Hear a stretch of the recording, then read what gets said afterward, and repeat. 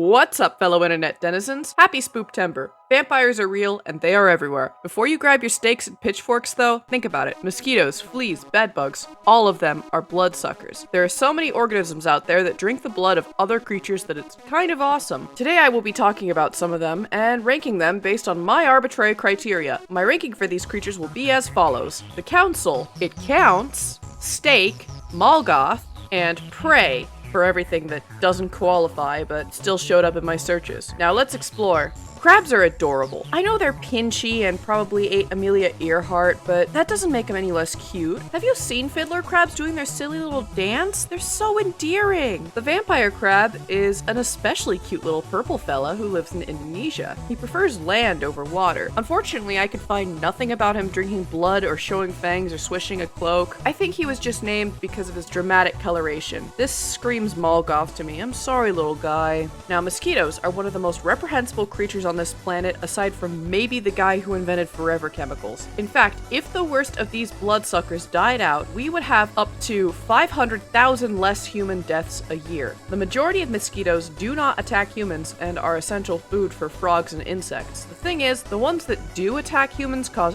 actual harm and have no other real niche. Stake them all. Vampire finches are cute little fellows from Galapagos who eat parasites off boobies, the birds, not the mammary glands, and in exchange, sometimes drink their blood. They're small and cute, but they do look a little dramatic from some angles. They only really drink blood every so often, as more of a supplement to their diet, but they still have a sort of vampiric charm, so I'm saying they count.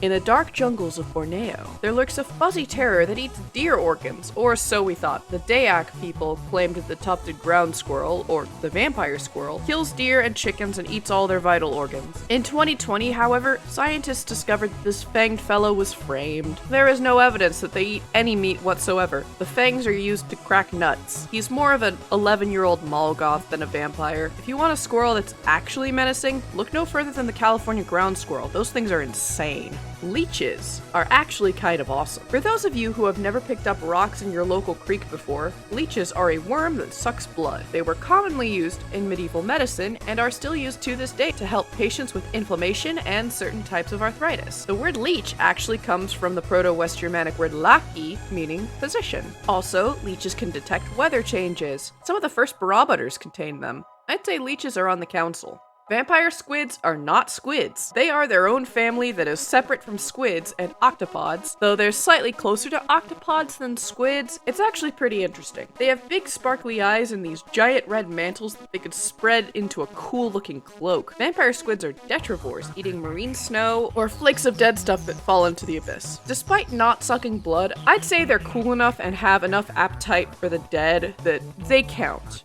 Speaking of marine life, vampire tetra don't really have anything common with their namesakes. They just look like a grumpy dog with fangs. They're from the Amazon and they just eat other fish. They don't drink blood or do anything remotely vampiric. These are prey. I think it's worth noting that humans consume a lot of blood. Mind you, it's almost never human blood. From Spartan black broth to Portuguese blood sausages to Sumatran blood curry, they're rather bloodthirsty creatures. Now, despite all of their blood sucking, humans are actually pretty dull. Look at them. Most people who like blood sausages don't dress up in cool black cloaks or avoid the daylight. Sure, most humans in my experience are dickweeds, aside from you, of course, dear viewer. However, humans are not the fun kind of dick. Sometimes you get one or two fun, wacky people who have definitely drank blood in some form or another, but those are a minority. Unfortunately, most humans are prey, except Ozzy Osbourne, rest in peace. Calyptra are a genus of moths that can pierce mammalian skin and suck blood. One of these is notably called the vampire moth, but most other moths in this genus engage in blood sucking. Majority live in the old world, but there's one species that lives in North America, though it's unknown whether those ones can suck blood. It appears that Calyptra originally were able to pierce fruit with their mandible, but evolved over time to pierce mammalian skin as they gained a taste for iron. Also, only the male ones suck blood, while the females prefer fruit, which is the opposite of how most blood-sucking insects seem to work. Calyptra definitely count.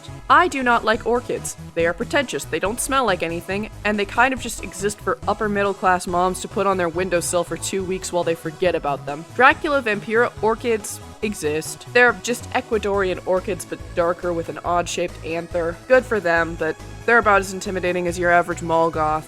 Vampire flying frogs are Vietnamese frogs who eat their mother's eggs while in tadpole form. The tadpoles have fangs and long, powerful tails. In adult form, vampire flying frogs are powerful gliders jumping out of trees and falling with style in order to escape predators. They also have bright yellow eyes, or red eyes sometimes. It's kinda cool. Vampire flying frogs are adorable, with the eyes and fangs of a killer. I know they only kind of drink blood, but I still think they count. Now, fleas are disgusting, and I hate them so much. I wish they were all dead. Do you know how hard it is to get them out of every fucking cranny of your apartment? I don't care if these bloodsuckers have a niche in the environment or whatever, let them all die. I am not even going to grace you with any fun facts about fleas. Everyone knows how fucking horrible fleas are. Kill them with fire. Let's talk about something a bit more wholesome and kinda cool. Water deer are tiny deer with fangs instead of antlers. Apparently, most deer used to actually have both, and the water deer kept the fangs and lost the antlers over time, whereas most other deer did the opposite. Water deer use their fangs as weapons in mating displays. They're not vampires at all, they don't drink blood or do anything cool, they just have interesting fangs. I have to say they're great. Alright, let's talk about some more gross shit. Ticks find prey by detecting breath and body heat, and they inject a very mild anesthetic into you and suck your blood. They carry diseases like Lyme disease and alpha-gal syndrome, which, for those of you who don't know, causes people to become allergic to red meat. Throw these fuckers into the sunlight. Sure, they serve a biological niche, but they do more harm than good. If you find a tick, feed it to your local possum. They like ticks. Speaking of gross shit, bed bugs are fucking evil and serve no purpose aside from sucking blood and causing pain. The mere idea of them makes me feel them on my skin. One of my first apartments got severely infested, and I could never truly be rid of them until I moved somewhere else, and even then, I would still find their corpses. I have a scar on my ankle from the sheer amount of bed bugs that have bitten me at that time. I swear, if they all died, no one would bat an eye, not even any animals that could potentially eat them. Also, if you find any, that's too late. That means that you've been infested to the point where you probably have to call a professional. So good luck with that. Kill them with fire. Let's talk about a bug that's actually cool. Dracula ants are ants from Africa, Southeast Asia, and Australia that drink bug blood. They have this giant pair of mandibles, or bug fangs, which can snap at 90 meters per second. They use these to stun their prey so they can dismember them and haul them home. The queens drink blood from their larvae and actually prefer it over anything else, while the workers drink centipede blood. The queens seem to do this for energy efficiency, but sometimes they share the larvae with the rest of the colony during famines. Metal as fuck. These guys are on the council. The vampire spider drinks blood, but only indirectly, as it eats mosquitoes. They're small, reddish-brown jumping spiders from Lake Victoria in Uganda, and they never really grow bigger than 5 millimeters long. These spiders actively target female mosquitoes, and specifically female mosquitoes that have recently sucked blood. They also love to live inside human homes because humans attract mosquitoes. One of their favorite nesting places is dirty socks. I'd say that vampire spiders are more like dampiers, if anything. They only really suck blood indirectly, and they target and kill vampires, much like many of your favorite dampiers. But they still do love human blood, so I guess they count.